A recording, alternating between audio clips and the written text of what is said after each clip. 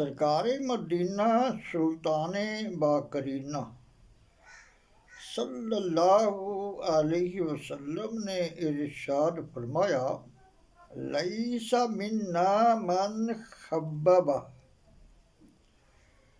امرأۃ علی زوجہا او عبدا علی سیدہ، یعنی جو عورت کو اس کے خاوند یا کسی غلام کو اس کے آقا کے خلاف ابھارے وہ ہم سے نہیں۔ بنی اسرائیل میں ایک بہت عبادت گزار لکڑ ہارا یعنی لکڑیاں بیچنے والا تھا۔ اس کی بیوی بنی اسرائیل کی حسین و جمیل عورتوں میں سے تھی۔ جب اس ملک کے بادشاہ کو لکڑ ہارے کی بیوی کے حسن و جمال کی خبر ملی تو اس کے دل میں شیطانی خیال آیا، چنانچہ اس نے ایک بڑھیا کو اس لکڑ ہارے کی بیوی کے پاس بھیجا تاکہ وہ اسے ورغلائے اور اسے لالچ دے کر اس بات پر آمادہ کرے کہ وہ لکڑ ہارے کو چھوڑ کر شاہی محل میں اس بادشاہ کی ملکہ بن کر زندگی گزارے۔ وہ مکار بڑھیا لکڑ ہارے کی بیوی کے پاس گئی اور اس سے کہا کہ تو کتنی عجیب عورت ہے کہ ایسے شخص کے ساتھ زندگی گزار رہی ہے جو نہایت ہی مفلس اور غریب ہے، جو تجھے آسائش اور آرام فراہم نہیں کر سکتا۔ اگر تو چاہے تو بادشاہ کی ملکہ بن سکتی ہے۔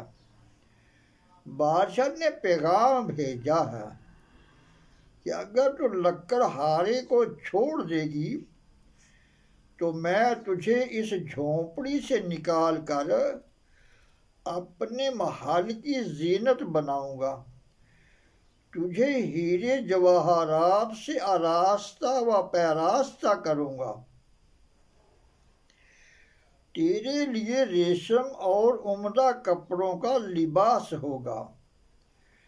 جب اس عورت نے یہ باتیں سنی تو وہ لالچ میں آ گئی اور اس کی نظروں میں بلند و بالا محلات اور اس کی آسائشیں گھومنے لگیں، چنانچہ اس نے لکڑ ہارے سے بے رخی اختیار کر لی اور ہر وقت اس سے ناراض رہنے لگی۔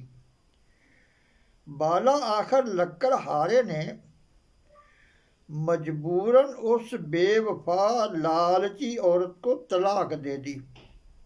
اب وہ بڑی خوشی خوشی بادشاہ کے پاس پہنچی اور اس سے شادی کر لی۔ جب بادشاہ اپنی دلہن کے پاس پہنچا تو اس کی بینائی جاتی رہی،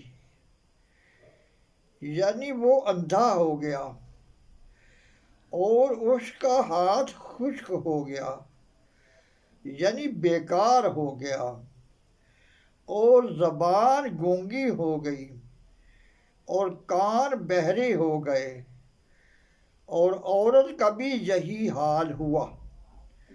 جب یہ خبر اس دور کے نبی علیہ السلام کو پہنچی اور انہوں نے اللہ تعالیٰ کی بارگاہ میں ان دونوں کے بارے میں عرض کی تو ارشاد ہوا، میں ہرگز ان دونوں کو معاف نہیں کروں گا۔